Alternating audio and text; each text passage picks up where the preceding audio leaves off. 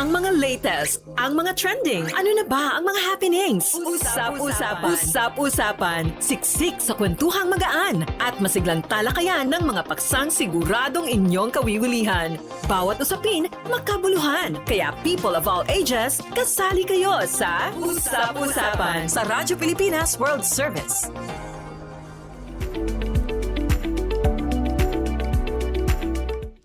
Magandang araw sa ating mga tagapakinig at taga-subaybay dito sa ating himpilang Radyo Pilipinas World Service. Welcome po sa programang Usap-Usapan kung saan ating tatalakayin mula sa mga pinakahuling kaganapan dito sa ating bansa hanggang sa human interest stories na tiyak ay kapupulutan natin ng mahalagang impormasyon at aral. Ako po ang inyong mga kasama dito sa programa, Steph Vicente. Kasalukuyan niyo po kaming napapanood sa official Facebook page ng Radyo Pilipinas World Service. Paki-follow na lamang din po kami sa aming FB page para live nyo pong masubaybayan ang aming mga programa dito sa Himpilan. Bukod sa Facebook ay sabayan nyo rin po kami napapanood sa aming YouTube channel na Radyo Pilipinas World Service pa rin po. Samantala, meron tayong audio live streaming sa pamagitan naman ng ating Evox PBS receiver app. Paano nga ba ito ma-access? Magtungo lamang sa Google Play Store para sa mga gumagamit ng Android phones at sa Apple App Store naman para sa mga iPhone users natin dyan.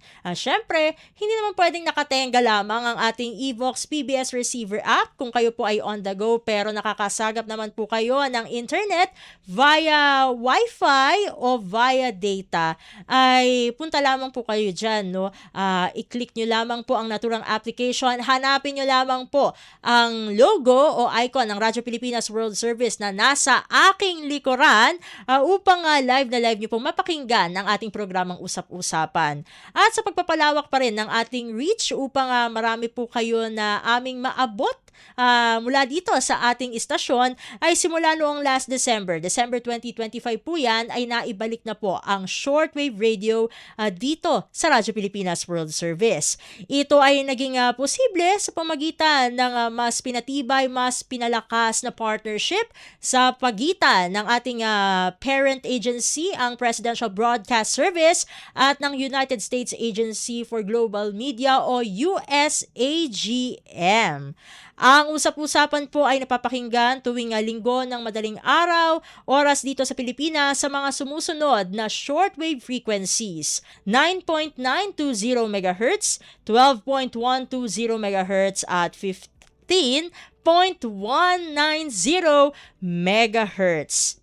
Sa kabila ng mga masasabi natin na pandaigdigang krisis, pagbabago sa travel behavior, epekto ng climate change, mataas na operational cost at iba pang mga local challenges, patuloy na hinahanap ng sektor ng turismo ang mga paraan upang manatiling matatag at handa sa hinaharap.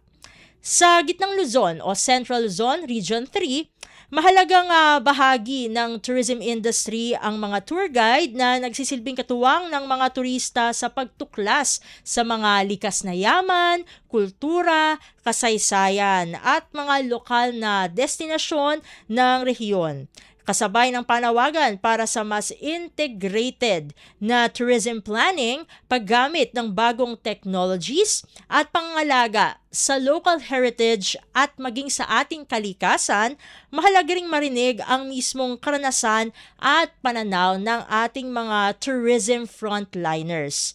Ngayong araw ng Sabado ay pag-uusapan natin kung paano ba mapapalakas ang resiliency ng turismo sa Central Luzon at kung ano ang kailangang gawin upang maging sustainable at kapaki-pakinabang ito sa mga lokal na komunidad. Kasama na natin ngayon sa linya ng komunikasyon si Central Luzon Tour Guides Association President Angelo Paulo Chico upang talakayin ang mga hamon, oportunidad at papel ng mga tour guide sa pagbuo ng isang mas matatag at future-ready na tourism industry sa rehiyon. Sir Angelo, welcome po sa programang Usap-Usapan. Si Steph Vicente po ito ng Radyo Pilipinas World Service.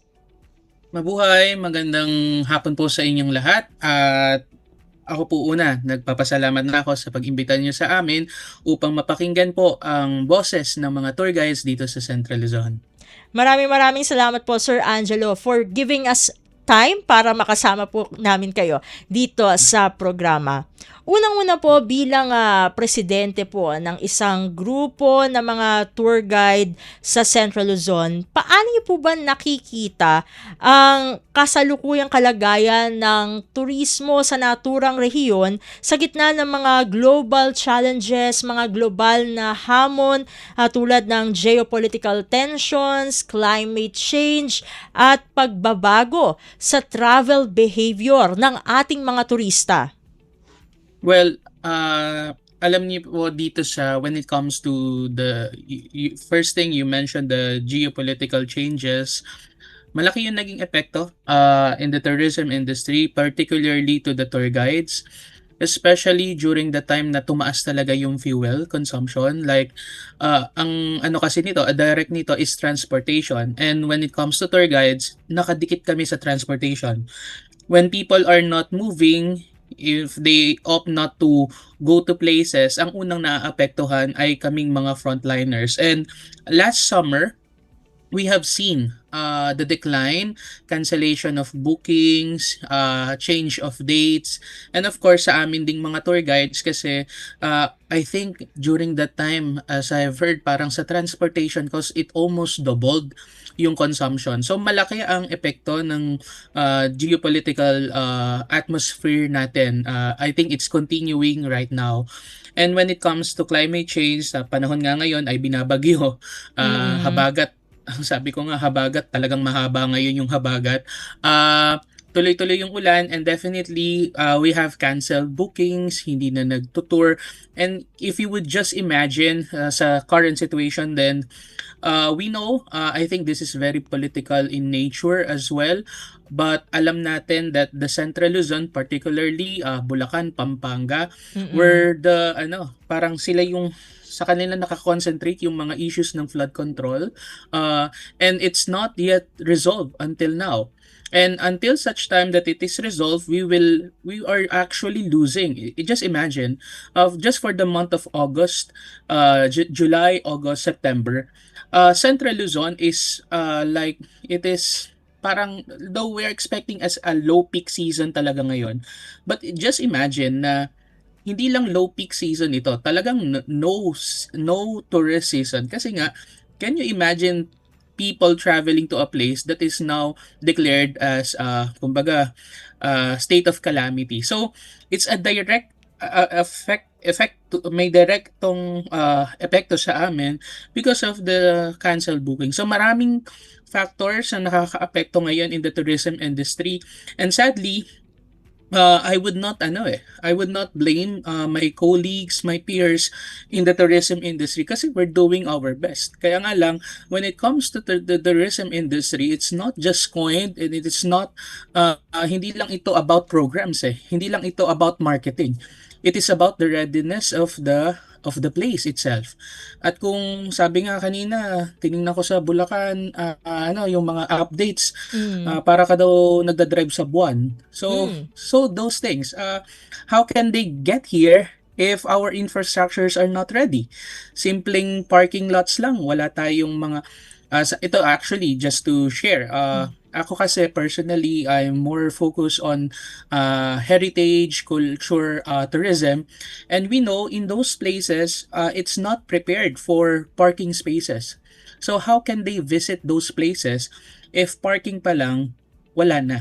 So minsan nakakapunta, tapos traffic condition, it's increasing by the time, and alam naman natin, though we're hoping na matapos na ang yung train system dito sa Central Luzon, but definitely the traffic condition in Central Luzon is really, especially particularly in Pampanga area and Bulacan area, which is actually ito yung gateway natin to the north, yung Bulacan and Pampanga. So parang it really affects a lot of sa atin, especially kasi nga because of the infrastructures pa rin. So ang daming issues, kanina ang dami. So lahat yan nakakaapekto sa amin.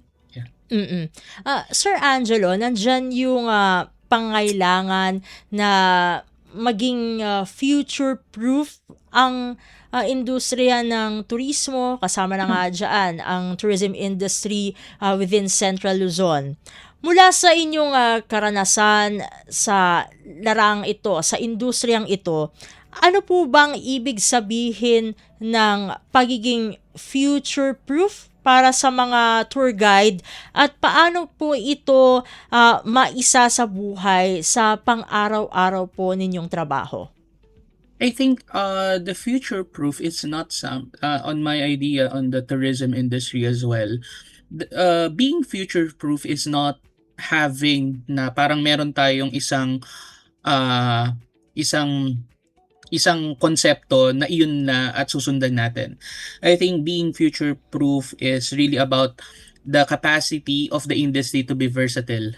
Kumbaga, kaya niyang makinig sa mga pangangailangan ngayon. For example, particularly, makita natin in our Southeast Asian regions and in the some parts of Asia na dito sa Pacific Asia, makita natin that the trend is really on culture. Pag pumunta ka sa mga bansang ito, ang mga pinupuntahan nila, usually they want to go to the markets. Pag pumunta ka ng Japan, punta ka sa market where, alam mo yun, mga farms. So, that's the trend. If you go to Vietnam, if you go to Thailand, you go to their market. So, I think that's the trend. And we have to hear the trends. And the thing about trends is, we cannot design the trends. It is hindi ko naman sabing accidental, but there are reasons that brought to that. And ang maano natin dito is the capacity of the tourism industry to hear that. Kasi minsan, ito kasi ang observation ko lately, parang minsan ina-assess ko na lang is it about our procurement laws ba, na parang kapag yung trend minsan panis na bago tayo mag-react. So, I think one of the things that we have to consider is really to have people on the ground that will give us the feedback na ito yung best practices that we have right now, and we have to adjust to the trends. But nevertheless, being future proof as well is having our own sense of identity and sense of branding. So there's a trend, pero and when it comes to our sense of branding and sense of being future proof, ito naman ay nakaangkla doon sa sustainability of our projects. Eto mag-open na ako, I think this is though this is public, pero I think the people deserves to know na sometimes when it comes to the tourism industry, yung mga key programs natin like for trainings, researches, alam naman natin na it is not hindi ito parang priority for so much pag tiningnan natin ang tourism industry until now, and I think most of my peers are agreeable to this, na sometimes budgets for tourism development not necessarily from the from the national government or the regional offices, kasi alam naman natin that yung DOT natin, yung officing nila is up to the regions lang. Like when you go to the LGUs, pumunta ka sa provinces, pumunta ka sa mga municipalities, they have their own tourism development plans, they have their own tourism codes, they have their own policies, so kanya-kanya sila. And the budgeting doesn't come from the DOT, it comes from their respective LGU budgets. And sadly, this is very evident na some of the tourism tourism focus are talaga dun sa mga high, for example, festivals, pageants. I'm not against that. That's good. Ang mga Pilipino mahilig sa pageant, and I think Filipinos deserve to be entertained that well. Sabi ko nga, when it comes to entertainment, dati kasi iba ang view ko ng entertainment. Dati entertainment parang sa akin, para aksaya. Pero recently, sa mga reflections ko, nakita ko hindi naman lahat kasi ng Pilipino kayang bumili ng concerts. Hindi lahat ng Pilipino kaya Mm. Nood ng mga performances.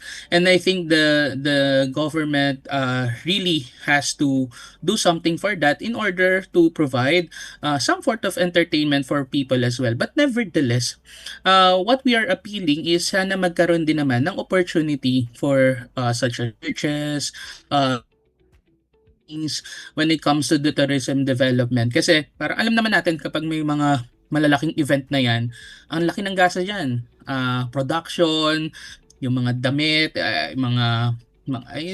all of it, malaki ang gastos dyan. And ang gusto lang sana namin sa amin lalo na sa mga tour guides is particularly ay mabigyan kami ng extensive trainings like where do we buy our resources ba? Just recently, bumili ako ng libro kasi nga ang focus ko is churches. Spanish churches, it's a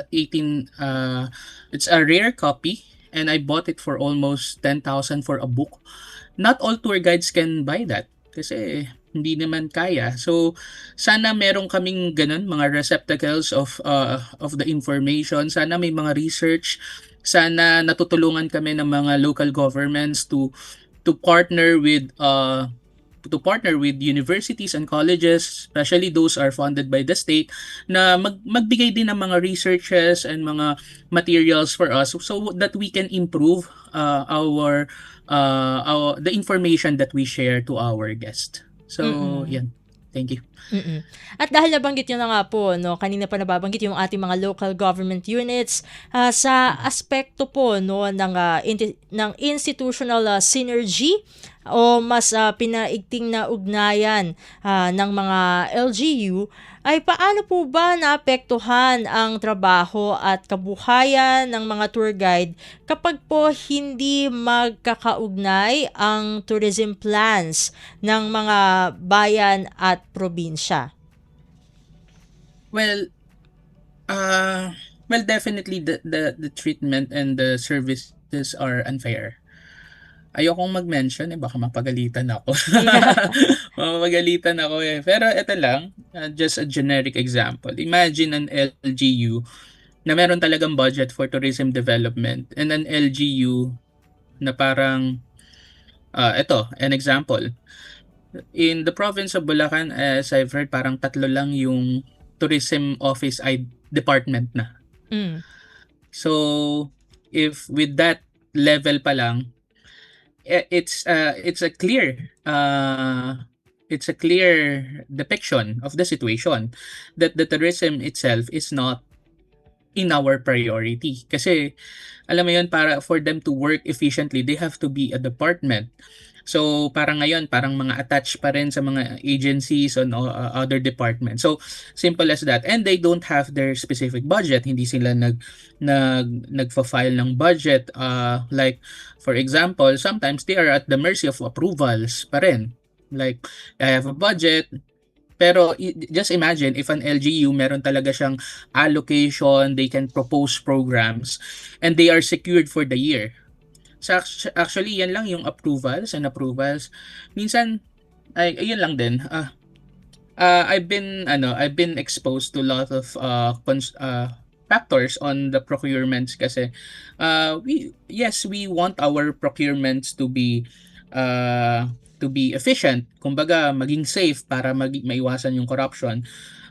But nevertheless, kasalanan din naman siguro ng mga politiko to because they fail to ensure honest procurements. That is why our procurement law was designed to be, maging mahigpit.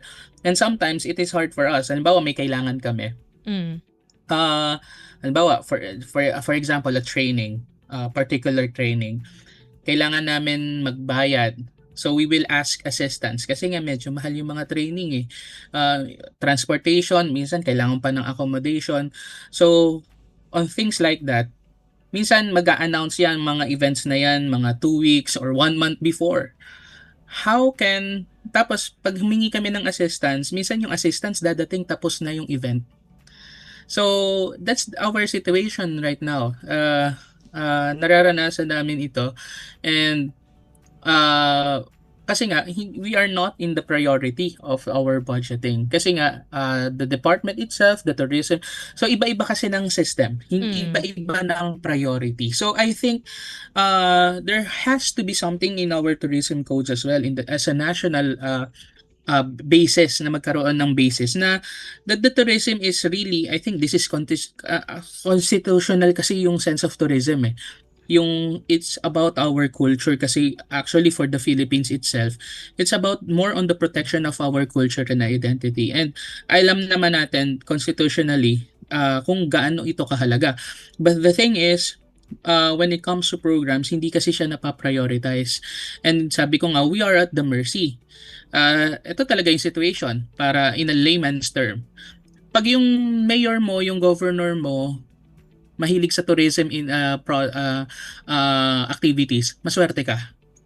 Pero kapag ang LGU mo is not kumbaga hindi sila mahilig doon, sorry ka na lang. So that's really the situation that we are and I think that is not the way that tourism should be dealt in our country as a whole. Kasi mahirap yung ganon na alam mo yon, parang walang consistency in our effort. So I think yun yung kailangan talaga. The term that you use as well, yung synergy ng mga tourism development plans natin across the provinces, across municipalities and cities. Bukod po sa traffic congestion na lagi nababanggit at napahagingan nyo kanina, ay isa sa mga hamon na siguro kinakakaharap din ng ating tourism industry, particular dyan sa Central Luzon. Ito nga pong waste management. Bilang mga frontliners po ng ating tourism industry sa rehiyon, paano nyo po nararanasan ang epekto nito sa karanasan naman ng mga turista at maging sa inyong serbisyo mismo? Well, alam naman natin kapag may mga tourism talaga, sometimes medyo tumataas din yung waste accumulation in the areas. I think and nakaka-apekto yan, particularly for example, and ito lang din, our policy should be collective. Just last year, just imagine, I'm attending a convention in Subic about sustainable tourism. Pagpunta ko dun sa dagat nila, dun sa beach, ang daming basura. And it is not because of Subic. Maraming towns near Subic na hindi sila aligned dun sa objectives, but we share the same seas. Dito lang din sa Bulacan, alam natin that we share the same bay with Manila. And sadly, ang daming basura na nanggagaling. Just a month ago, siguro around January, February, I heard some reports from Corregidor area na imagine wala nga nakatira sa Corregidor pero ang basura ay tambak. So we have to have a collective effort when it comes to waste management talaga. Technically, sa ground pa lang kasi it's inefficient agad Parang ano ba ang waste management? Does our country as a general, meron ba siyang waste management plan? I never heard of. Parang ganito kasi ang policy parang ang waste management, kanya-kanyang LGU. So wala tayong collective effort when it comes to waste management. And recently nga parang may narinig pa ako in one of the news na parang parang negosyo pa ata when it comes to waste management. So, it's so sad kasi nakita natin and ngayon nga binabaha ang Pilipinas. Actually, I had a recent post. Parang, well, I have to verify the information. Pero ang based on that info kasi, ang pinakamaraming waste na itatapon sa dagat is actually the Philippines. I think second is India. Parang ganun yung nandun sa data. But almost 2/3 or more than 2/3 of the trashes that goes to the sea is from the Philippines. Imagine that. Ganun kabulok yung sistema natin when it comes to waste management. And I think it is a manifestation as a whole if iyan ang branding natin, na ang Pilipinas basura, ang Pilipinas ay walang maayos na sistema para sa kanyang mga basura, how can they be entrusted with greater things? Basura mo na lang, 'di ba? Hindi mo pa kayang i-manage. On a personal level and on a level as a nation, parang it represents a lot of things. It's a clue. 'Di ba nga sabi nga nila when you go to Singapore, airport pa lang nila pinapakita nila that they have good garden kasi it's a manifestation that they are good in management. They are good in maintaining things, they are good in consistency. So, it's a manifestation. Dito, pagpunta mo pa lang ng baba mo pa lang ng NAIA, marami ng basura. So, it's a real manifestation for all of us. And I think it is the right time. Actually, just months ago, I was invited in a one conference about waste management particularly. And one of the things that we lack is actually yung may mga policies tayo na nakakaapekto din negatively. Particularly our policies on incineration, trash incineration. I believe there are policies that prohibits us from incinerating our trashes. But imagine, just look at what we have right now. So, probably meron ngang negative effects ang incineration, but just to see, tingnan na lang natin, 'di ba? Parang does it make our country, the environment better because of those policies? Or I think kasi if we can compare, Singapore is doing incineration for their trashes. And it's good because they're efficient. They were able to develop. Dati hindi well developed yung when it comes to the smoke emission, pero ngayon parang wala nang effect talaga totally sa environment and they're using it for their electricity as well. So those things, we have to have a collective effort when it comes to trash management. So yeah. Sir Angelo, pagdating naman po sa smart tourism, paano po ba makatutulong ang teknolohiya tulad po ng digital booking systems o virtual guides sa pagpapalakas po ng kakayahan ng ating mga tour guide nang hindi nawawala ang personal na koneksyon sa mga turista? Well, ito din yung sinasabi ko when it comes to the development in technology. Actually, last year we had the CLTGA had a mini conference on this. Yung technology natin ngayon, for example, the use of AI, marami ng applications ngayon that we can use. So, ito kasi yung information-wise, bakit ka kukuha ng tour guide? If you want information alone, mag-chat GPT ka na lang. Or mag-ano ka na lang, 'di ba? Mag-Google ka na lang. Search mo na lang diyan. Actually, ang daming information. Sabi nga ngayon in the trends ngayon, saan naghahanap ng recommendations, they do go to TikTok. So, that's what we have right now. That's the situation right now. So, nasaan ang tour guide? Ano ba ang expectations natin sa tour guides? Usually, the general expectation is really tour guides are there to tell the information. But I think when it comes to the delivery of information, hindi namin kayang tumbasan yung information na kayang ibigay ng technology. But that is why we have transitioned and we have to develop ourselves. What is the role of tour guides? It's not simply about information. It's about being the face of the Filipino people. Na when we are in front of our tourists, it's not necessarily about how many or how much information that you can give. It's about how can you assure to your tourists that despite of all the things that could go during the tour, you will ensure that they are safe. Na kapag pumunta, that's what I do. For example, pag nag-tour ako, like to ensure that they are wearing their seatbelts, to inform them that they have a first aid kit na kapag meron silang nararamdaman, I'm here to assist, that they can always tell me kung ano yung nararamdaman nila, na aalamin ko sino po ang may allergy in this particular para pag kumain kami, alam ko that I have to remind them again. So those things that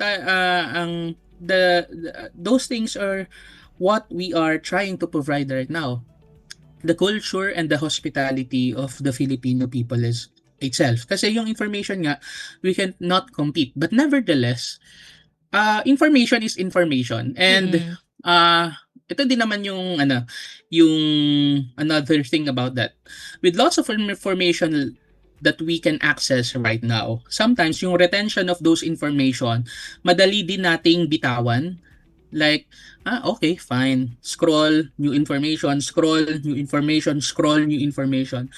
So, kapag ganyan yung nangyari, especially dun sa mga particular things, especially our heritage and culture, and we compare ourselves to technology, we will just stand on the standards na parang it's just a simple information that they can scroll.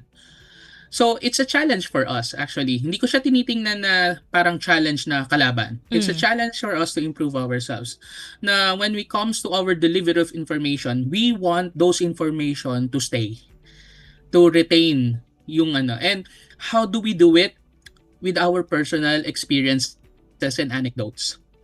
Simple lang, for example, I'm doing a culinary tour. Ang lagi kong kwento sa culinary tour, pag dito sa bahay, marami kasing nagluluto dito sa bahay. Pero alam ko kapag ang mami ko ang nagprito ng itlog. Alam Mm. ko kasi pag tiningnan ko yon doon sa lalagyan ng iba-iba siya ng level ng cooking. There's a egg for me, there's an egg for my brother, and there's an egg for my sister. And only my mom knows that, our preference. And it is something that I have, and actually it's a clear representation of our heritage. Marami tayong pagkain sa ating mga hapag that is actually designed based on our need.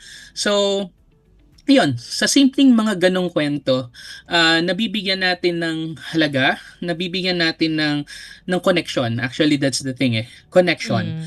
Ano yung halaga? Hindi lang yung impormasyon na ito ay mahalaga, ngunit ako ay parte ng mga impormasyon na ito. Pag bumisita ka ng Baraswain at ako ang tour guide mo, hindi ko lang sasabihin sa inyo na that this church is built during the time of Father Hiron. It was named after Baraswain Navarre. Well, those things are important. But what I can share to you as well is the architecture of Baraswain is a clear representation as well that pinili ang Baraswain because of its acoustic sound. And I think that's a clear sign for us that our country is founded and born in a place where everyone is allowed to be heard. So yung mga ganong connection that they are connected with this specific place and this place should be this place is part of them. Yun yung binibigyan namin ng halaga so that information retains sa kanila. I think ang daming kwento. Thank you. Ito naman po, moving forward, Yes. Sir Angelo, paano naman po nyo, kasi nabanggit na yung Baraswain, no? So, Yeah. paano po ba ninyo isinusulong, kayo pong mga tour guides sa Central Luzon, ang pagpapanatili ng local heritage and culture habang dumarami po yung ating mga turista, lalo na sa mga emerging ecotourism and farm tourism sites sa Central Luzon? Yeah. On a particular note about that, mga 3 weeks ago, meron akong in-attendan. So, na-seminar na naman. So, mahilig kasi ako dyan sa mga So, I was a participant that time. And the presentation was about tourism arrivals. Alam nyo ba, sa tourism industry natin ngayon, what is being awarded is tourism arrivals. Doon pa rin tayo. Like, di ba, na-issue ang Department of Tourism, particularly because of tourism arrivals. Kasi daw, konti yung tourism arrivals natin compared to other countries. So, probably it speaks something, but nevertheless, does it speaks entirely about how we should see tourism industry itself? Kasi paano naman yung mga lugar that really wants to have a sustainable tourism and they ensure that they follow their carrying capacity. So it's a factor as well na tourism is not about how many do we receive. It's also about how do we sustain the tourism industry itself. And I think the tour guides of CLTGA is at its front line na when it comes to culture, for example, Baraswain Church, we make sure, simple lang, punta ka sa loob ng simbahan, we will make sure na hindi namin naapektuhan yung daily schedule nila. Pumunta ka ng linggo diyan, bisita ka diyan. Hindi namin wala kaming karapatan na manggulo doon at maapektuhan yung kanya. And it goes to the farms, it goes to the mountains as well. Na the Department of Tourism, particularly of Region 3, was able to provide trainings. Ito lang, particularly sa Tarlac area, pag pupunta ka ng Mount Pinatubo, ang ginawa ng Department of Tourism ngayon is to train the the indigenous peoples para do sa mga umaakyat ng Mount Pinatubo. So they I think for the since actually nagka-issue diyan before, pero nagbigay na sila ng 3 trainings. And just a month ago, nagbigay na rin ng training for the indigenous peoples ng Botolan area. So doon lang, it's part of it. It's part of the sustainability.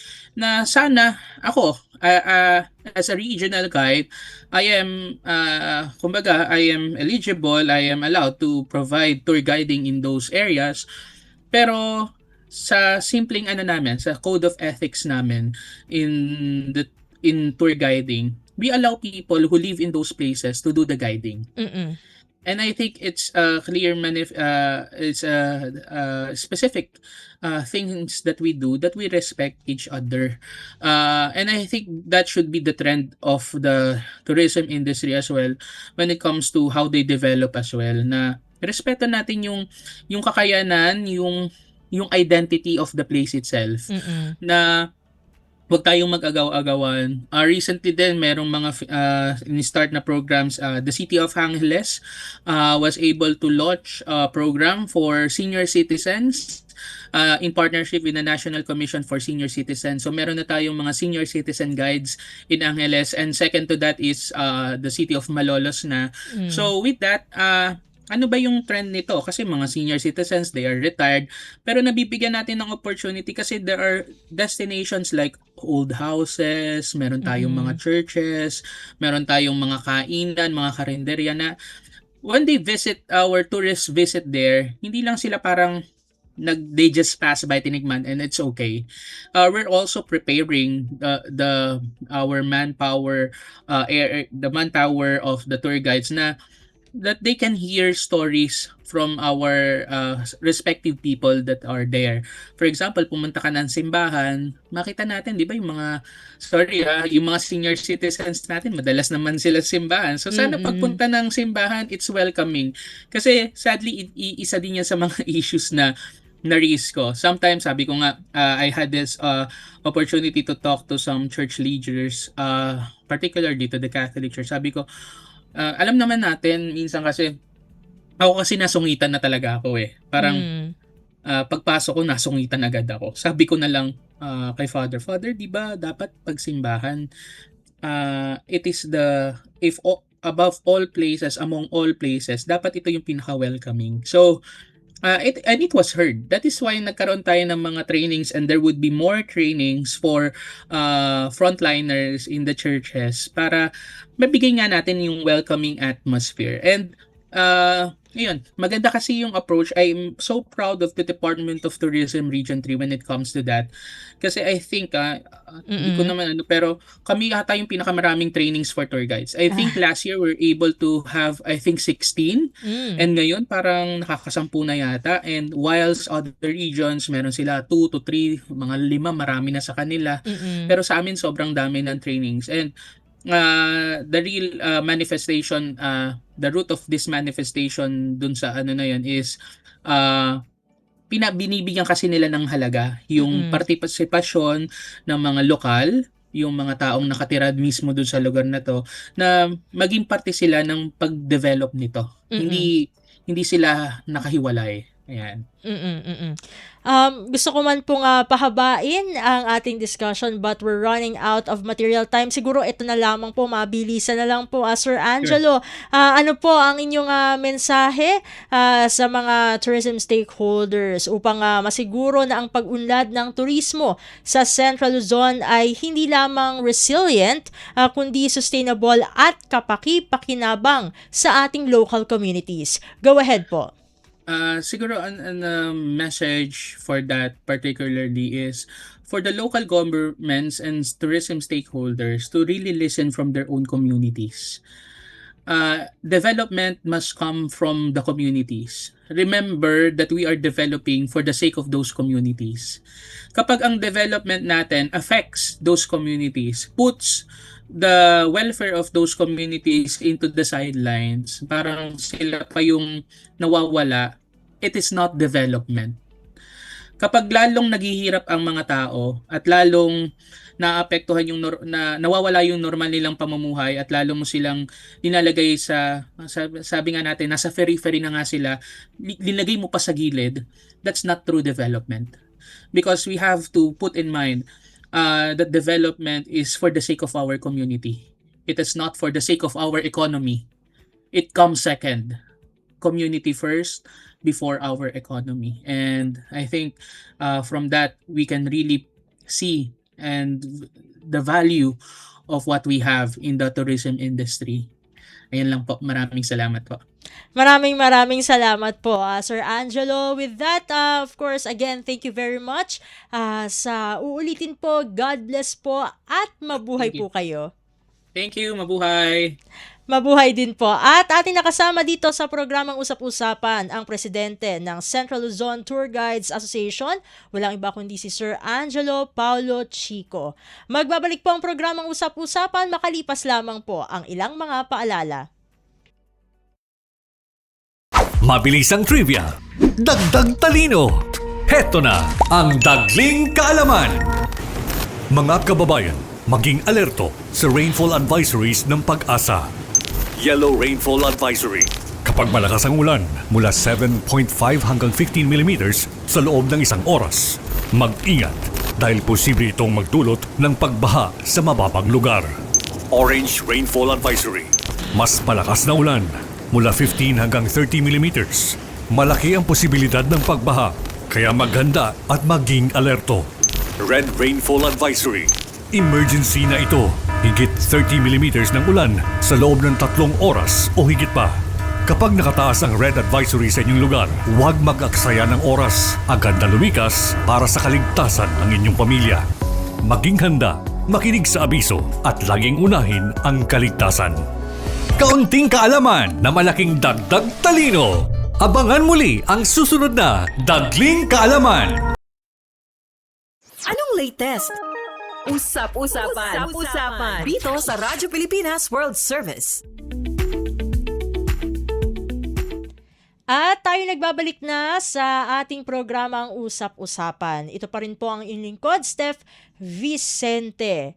Sa puntang ito ay pag-uusapan natin muli dito sa Usap-Usapan ang pagdiriwang ng Buwan ng Wikang Pambansa. Kasi kung ating matatandaan, around 2 weeks ago ay itinampok natin dito yung previous interview natin sa Ang Pilipinas Ngayon with a Filipino community organization sa Israel. Sa puntong ito, sa pagkakataong ito naman, ay pupunta naman tayo. Nasa Middle East pa rin naman tayo, pero nasa Bahrain. Ayan, Bahrain ang ating itatampok. Upang ating alamin kung ano ba yung mga programs, mga initiatives ng ating Philippine Embassy dyan upang kahit nasa ibang bansa yung ating mga kababayan sa Bahrain ay hindi pa rin nila nakakalimutan ang sariling wika, yung kanilang culture, identity at anything na kumbaga makaka-relate sa pagiging isang Pilipino. So kasama na po natin sa linya ng komunikasyon ang third secretary mula sa ating Philippine Embassy sa Bahrain. Walang iba kundi si Vice Consul Charlie Prenicolas. Vice Consul Charlie, welcome po sa programang Usap-Usapan. Si Steph Vicente po ito ng Radyo Pilipinas World Service.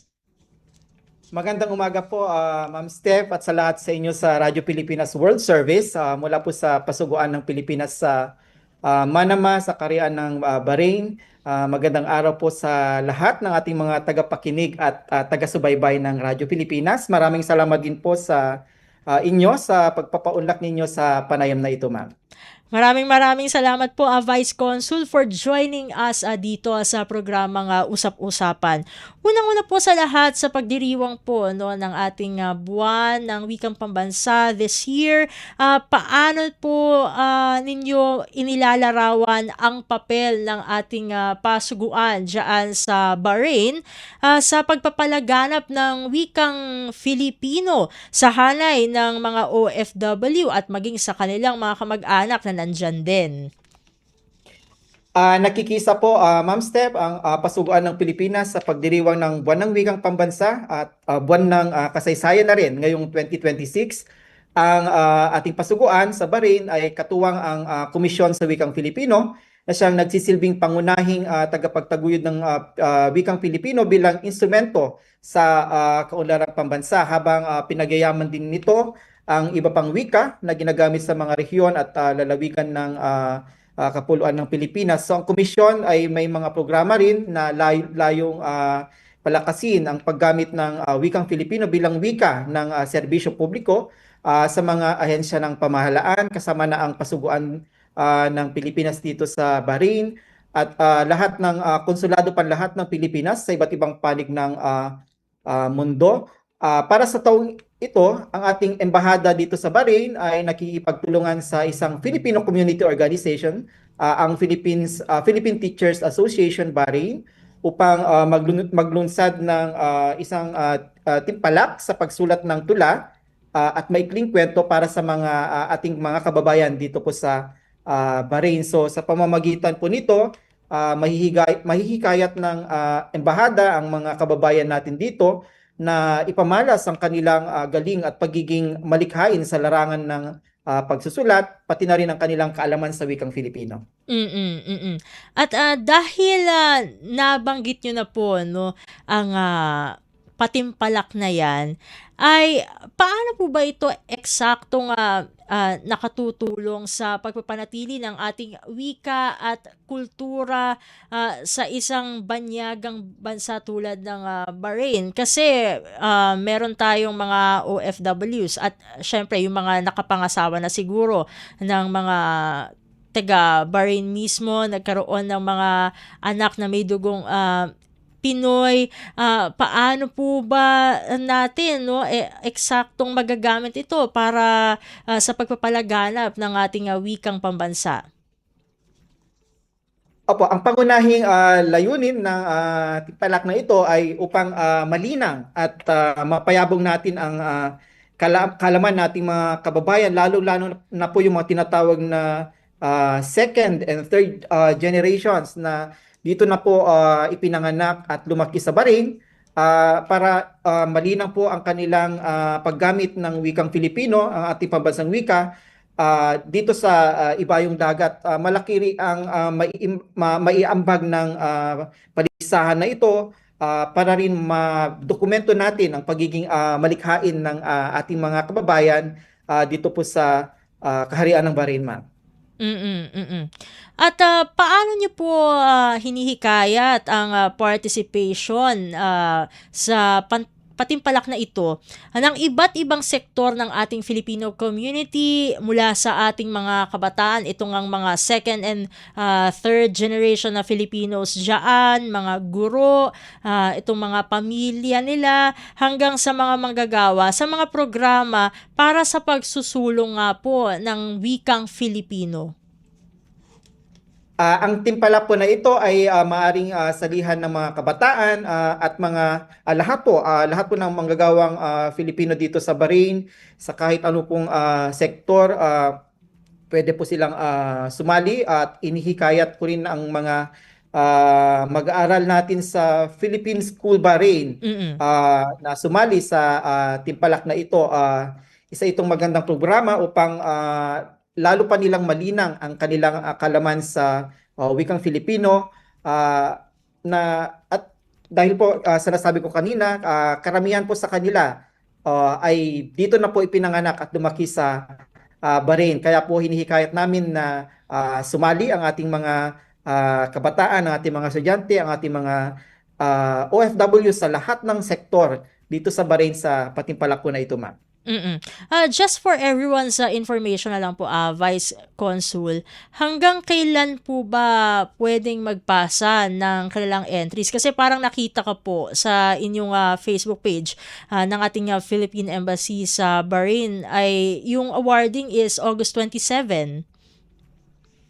Opo, so magpapasa po sila hanggang Agosto 22. Mm. Pwede po silang magpasa ng kanilang mga akda at nagpapasalamat po ako sa lahat na po ng mga nagsumite na ng kanilang mga akda ng ating mga kababayan para sa patimpalak na ito. Ang embahada ay nakipagtulungan po sa PITAB, yung organisasyon po ng ating mga guro dito sa Bahrain, upang kalaunan po ay susuriin na ang mga likhang tula at kwento po ng ating mga kababayan na nakapagsumite na po ng kanilang mga akda. At yung gaganapin pong parangal ng mga nagwagi ay isasagawa po ito sa Agosto 28 sa ating embahada. Ito naman po, Vice Consul, meron po palang tema, no, na tayo sinusunod para sa pagdiriwang ng buwan ng wikang pambansa dyan sa Bahrain. Ito nga po itong Filipino community sa Bahrain, matatag, sama-sama at nagkakaisa. Paano po ba sinasalamin ng temang ito ang mga karanasan, hamon at tagumpay ng mga Pilipino na naninirahan o nagtatrabaho sa Bahrain? Opo, napili po ng embahada ang temang ito, Filipino community sa Bahrain, matatag, sama-sama at nagkakaisa. Sa kadahilanang ito ay napapanahon at sabi niyo po kanina na sumasalamin ang sitwasyon ng ating mga kababayan dito po sa Bahrain. Ang layunin po ng temang ito ay ipakita at idokumento po ang naging karanasan ng ating mga kababayang Pinoy dito po sa Bahrain, particular na po sa gitna ng tension. Alam naman po natin ang tension dito na kinakaharap sa ng ating mga kababayan sa gitnang silangan ng mahigit 2 milyon na Pinoy dito sa gitnang silangan sa ngayon at sa mga nagdaang buwan po. So, ang temang ito ay nagpapakita na rin ng positibong pananaw para sa ating mga kababayan na manatiling matatag at nagkakaisa sa pagharap ng mga hamong kinakaharap dito po sa gitnang silangan. Vice Consul, sa inyong observation mula dyan sa ating pasuguan sa Bahrain, ano na po ba yung kasalukuyang kalagayan ng paggamit ng wikang Filipino sa Bahrain? Kasi nabanggit nyo nga po yung Philippine School sa Bahrain. At ano-ano po yung mga hamon sa pagpapanatili nito sa gitna ng multicultural at kumbaga multilingual na kapaligiran po doon? So malaking tulong po yung humigit kumulang na 55,000 Filipinos dito po sa Bahrain na nagtatrabaho at naninirahan na dito upang mapalago at mapayabong ang ating wika at kultura. Kahit na malayo kami sa Pilipinas, marami pong mga aktibidades dito ang ating Filipino community. Ang Filipino community dito po sa Bahrain ang ika-4 na pinakamaraming banyagang lahi at kahit saan ka man pumunta, sa merkado, sa parke, makakita ka ng Pilipino. Kaya naman po hindi na mahirap paunlarin ang ating kultura at wika dito sa Bahrain. Po sa aking palagay, ang isang malaking hamon siguro upang lalo pang mapaunlad at mapayabong ang paggamit ng ating pambansang wika ay yung sinabi ko kanina na sitwasyon ng mga mag-aaral at kabataang Pilipino na minsan nahihirapang maintindihan ng wikang Filipino dahil dito na po pinanganak sa Bahrain, yung ating mga second and third generations, dito na po pinanganak, dito na po lumaki. Kaya sila po yung isang sektor na gusto naming tulungan upang kanilang malinang ang kalaman sa wikang Filipino po. Given po itong mga inyong nabanggit, Ano po yung mga hakbang ng embahada at maging ng ating Filipino community diyan sa Bahrain upang matiyak na patuloy na natututunan ng ating mga kabataan sa naturang bansa, patuloy nilang natututunan, nagagamit at napapahalagahan ang wikang Filipino? Sa gaganaping timpalak po na ito para sa pagsulat ng maikling kwento at tula, pinag-isipan din po ng pasuguan na lumikha ng isang aklat o Mm. isang kalipunan kung saan pagsamasamahin po yung mga napiling likhang tula at maikling kwento.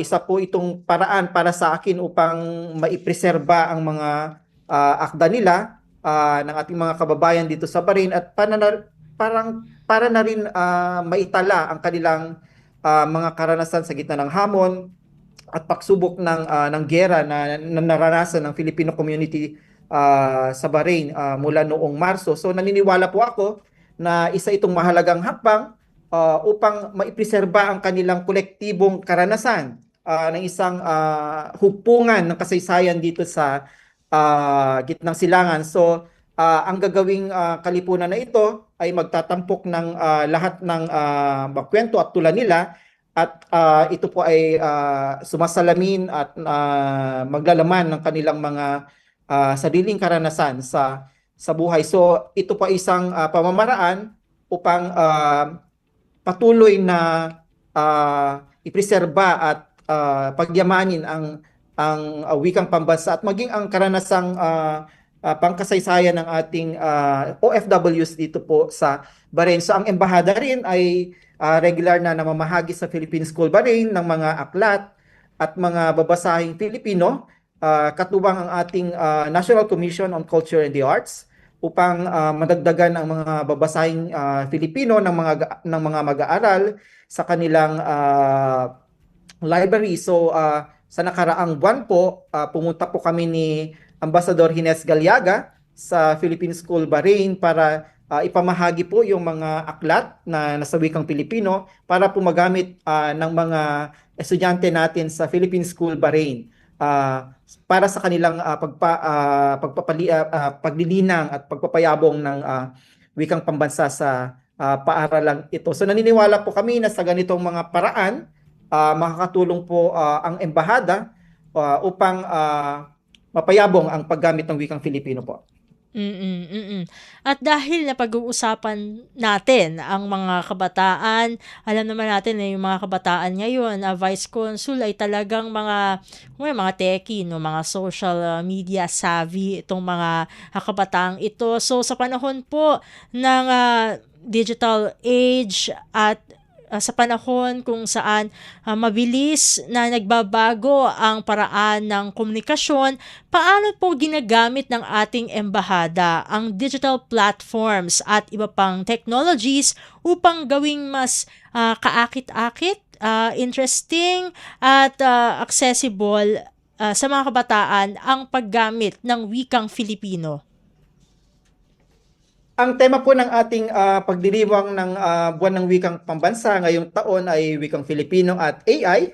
So kasangkapan sa pananaliksik at tulay sa yaman ng impormasyon. Itinatampok po ng temang ito ang mahalagang papel ng Artificial Intelligence o AI bilang katuwang sa pananaliksik, paglikha at pagpapalaganap ng kaalaman habang patuloy na pinayayabong at pinangangalagaan ang wikang Filipino sa digital na panahon. Ang artificial intelligence ay isang, para sa akin, makapangyarihang instrumento, subalit nananatiling ang tao dapat ang siyang arkitekto ng wika at kultura. Ayon nga sa isang panayam ng tagapangulo ng Komisyon sa Wikang Filipino, si Attorney Marites Barrios Taran, sinabi niya na mahalagang papel ng pambansang wika sa gitna ng makabagong teknolohiya at kung paano makakasabay ang wika sa mabilis na pag-unlad ng artificial intelligence habang pinapanatili ang integridad ng kulturang Pilipino. So mahalaga po ang AI sa sa lahat, sa mga kabataan, sa ating mga OFWs. Pero kailangan din po nating maging mapanuri upang sa gayon ang wikang pambansa ay manatiling buhay, matatag at makabago sa panahon ng AI. Siguro ito na lamang po Vice Consul, ano po ang inyong mensahe sa mga Pilipino diyan sa Bahrain, lalo na sa ating mga kabataan na marahil ay baka sila ay isa sa mga mag-aaral sa Philippine school diyan sa Bahrain, tungkol sa kahalagahan ng paggamit at pagpapahalaga sa wikang Filipino bilang bahagi ng kanilang pagkakakilanlan at paano nila maipagpapatuloy ang pagpapanatiling buhay nito kahit malayo sila sa Pilipinas. Go ahead po, Vice Consul.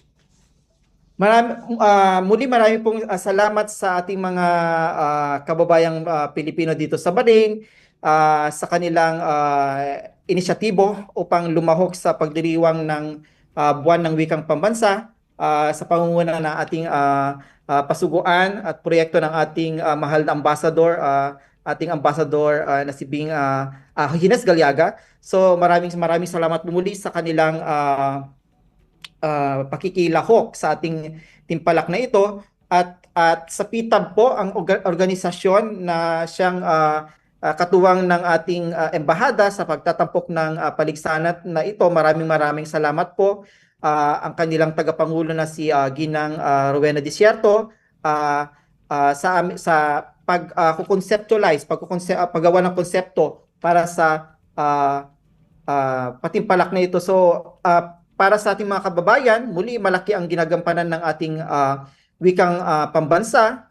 Kahit saan po tayo naroroon, ang ating wikang pambansa ay kailangan nating payabungin, kasi ito ay isang malaking sangkap ng ating pagkakakilanlan at kultura. Hindi lamang dito sa Bahrain, kundi sa buong mundo. So ito ay isang mahalagang instrumento ng komunikasyon para sa ating lahat dito sa Bahrain, at kailangan din natin ipamalas sa ating mga kasamang manggagawa or expatriates dito sa Bahrain, at lalo sa mga Bahrainis at sa ibang lahi na kaya nating payabungin ang kultura nating mga Pilipino gamit ang wikang pambansa. And with that, Vice Consul Charlie, maraming salamat po sa pagsama niyo po dito sa programang Usap-Usapan. Sa ulitin po, God bless po at mabuhay po kayo. Maraming salamat po. At ating nakasama dito sa programang Usap-Usapan, ang Third Secretary mula sa Philippine Embassy in Bahrain, walang iba kundi si Vice Consul Charlie Nicolas. Patungkol po yan sa patimpalak nila na may kinalaman po sa pagdiriwang ng Buwan ng Wikang Pambansa ngayong 2026. At sa puntong ito ay dito na natin tinatapos ang ating programang Usap-Usapan sa araw na ito. Magpapasalamat muna tayo sa ating mga nakasama sa studio. Sa Master Control, nandyan si Hiro Lucero. Sa Warcast, nandyan naman si John Paul Montad. At syempre, hindi natin pwedeng kalimutan ng ating executive producer para sa araw na ito na si Drizel Nanyong. Muli, ito po ang inyong lingkod, Steph Vicente. Kita-kits po sa susunod na Sabado. Anong latest? Usap-usapan. Dito sa Radyo Pilipinas World Service.